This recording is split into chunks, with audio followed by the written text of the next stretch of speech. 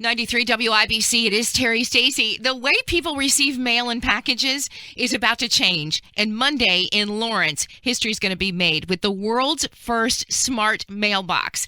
It's Dronedek's Mailbox of the future. And here to talk about it is Dan O'Toole. He is the founder and CEO of Dronedek. Hello, Dan. How are you?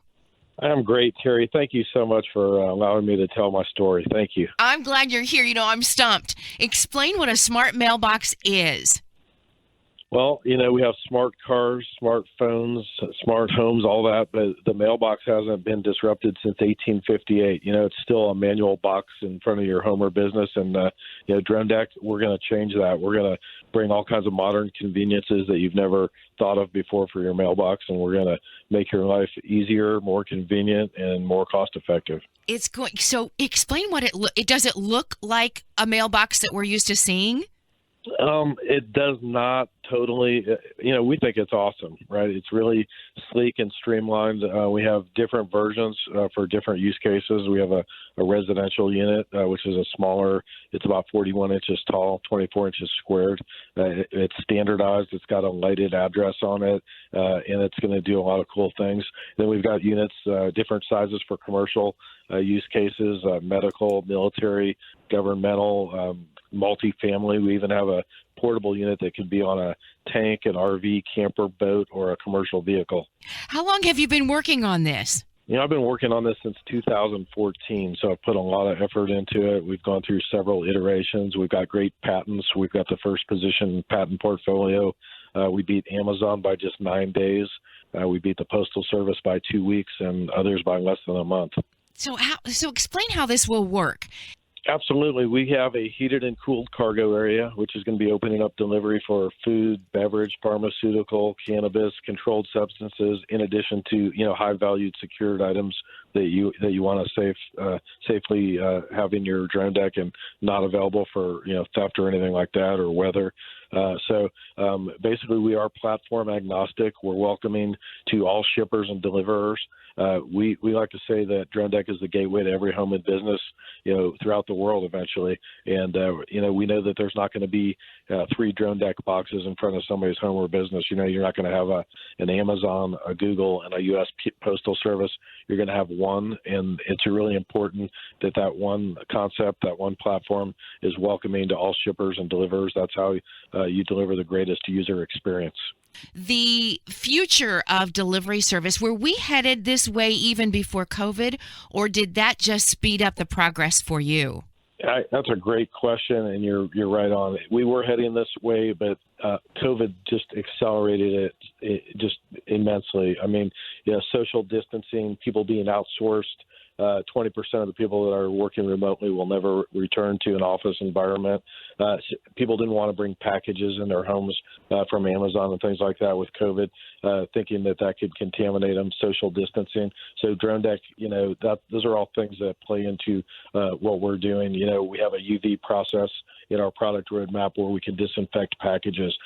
We take away the interaction of a delivery person, face to face.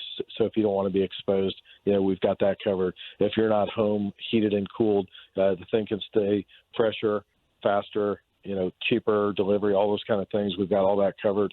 And you've also got the labor gap. We're bridging the labor gap.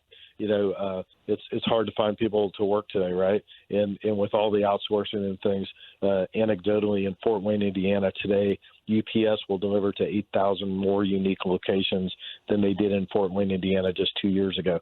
So if you extrapolate that across every carrier across the entire country, you can see the huge stress on the last mile logistics. And the only way you bridge that gap is through autonomous delivery. I do want to say we are not the drone. We are the Dronedek. We're that platform that accepts and ships, receives items, but we're also open to robotic delivery, unmanned driverless vehicle delivery, drone delivery, as well as conventional delivery. And as you mentioned, we built the mailbox right into the Dronedek. The U.S. Postal Service, they don't like to commingle their parcels and items with other shippers and opportunities like that. So they have their own specs. We've built that mailbox to their specs in our Dronedek. So we're consolidating all delivery to that one secure point. Wow. So I want to ask about security because that's the one thing that we don't have on our mailboxes right now. How do you keep it secure? Yeah, we have an encrypted signal when a delivery mode comes to the drone deck. It sends a beacon. It authenticates once we determine it's the right delivery mode to the right drone deck. The cargo door is opened. It allows that delivery of that item by that carrier, and then it resecures and it sends a notification to you. We're even trying to add an extra element of security for the just everyday mail. We're working with a technology right now that we can encrypt a mail carrier with all his route, and so when he approaches a drone deck for delivery, it'll know that he's within range. It'll unlock. He can open the door like it was unlocked the whole time, deposit the contents, close the door, walk away, and it would secure behind him. That's just adding an extra element of security to everyday mail. In addition, we can track those, report the opening and closing and who did that. So we have that kind of data. We're every day in the U.S. there's 1.6 million items stolen from homes and businesses. There's already a whole industry of theft happening. So when you have this whole industry of autonomy, there'll be a whole additional industry of theft that will accelerate those numbers like never before. It's just amazing. On Monday in Lawrence, history is going to be made with the world's first smart mailbox. Where is this located? We have 4 locations. We're piloting in Lawrence, and it's Schneider Engineering, Culver's, La Hacienda are 3 of them, and Boomerang is the 4th. And we're just really excited. It's a big kickoff. It's the biggest thing that's ever happened to Drone Deck to get the kind of credibility and buy-in that we're seeing, not only from the city of Lawrence, the U.S. Postal Service, and others. And, we are making history. We reached out to the Smithsonian. We want to donate the first Drone Deck mail delivery box to the Smithsonian. We've reached out to the Guinness Book of World Records, and this is a big day, and we want it to be memorialized in the way that we think is appropriate. And Dan, people are probably curious how you chose Lawrence, but that's where you're headquartered. We know Lawrence to be a welcoming community. I say it's kind of a sleeper community. They may not like me to say that because they're proud of what they've done, but a lot of people really don't realize how high-tech Lawrence is, and all the opportunities are there, the access, and frankly, the welcoming personality of the whole city, and how they've just opened their arms widely for this little startup Drone Deck, and the access that we've gotten. And we've done so many things there. We're very proud of Lawrence, and we hold the banner high. And we look forward to a day when we can give back as much as we've received from Lawrence. Yeah, and they have Cafe Audrey, which you can't get anyplace else in the city. Cafe Audrey is one of my favorite places. Okay, Absolutely. Somebody probably is saying this has got to cost an incredible amount of money. Yes, but no. And that's a great question. You're hitting all the great points. We recognize that the biggest impediment to wholesale adaptation of our technology would be cost, right? If it's very expensive, you can't get that connectivity saturation that you really need. So the way we defeat that is we offer Drone Deck much like an Amazon Prime model. On a residential side, just $15 to $20 a month gets you the Drone Deck and the app. On a commercial side, it's a little bit higher than that because of the technology and the sizing. But we want Drone Deck to be affordable for everyone. We believe that all the conveniences and efficiencies and even cost savings that you're going to garner are going to make it really cash flow positive to you. Actually, we're working on ways where you can monetize your Drone Deck and actually have it paying you. So if we get to that point, we know that saturation and blanketing of zip codes and throughout the country will be very easy for us, and that's really where we want to be. So there's just so many ways that a user can monetize it. One is every Drone Deck has a charging station built into it. The biggest impediment to autonomous delivery is battery life. So we defeat that because every Drone Deck has this built-in charging station.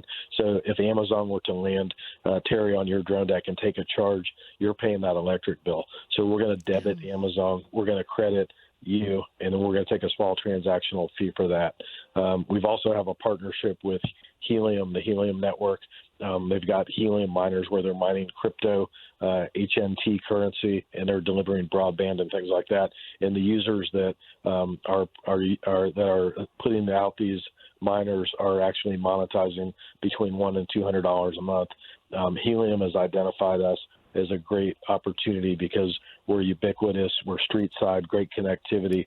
So that's an opportunity we can give to the user base of Dronedek, where you can wipe out your cost, your premium that you pay each month, and actually monetize that in a big way. So who wouldn't want to have all these conveniences and perhaps get paid to be utilizing them? And that's where we want Dronedek to be. World's first smart mailboxes are going to be ready to go on Monday in Lawrence. Dronedek, one of the first companies in the world to focus on package security for traditional and autonomous delivery methods. And you can learn more at dronedek.com. Dan O'Toole, the founder and CEO of Dronedek, congratulations. We can't wait to see it all come to life on Monday.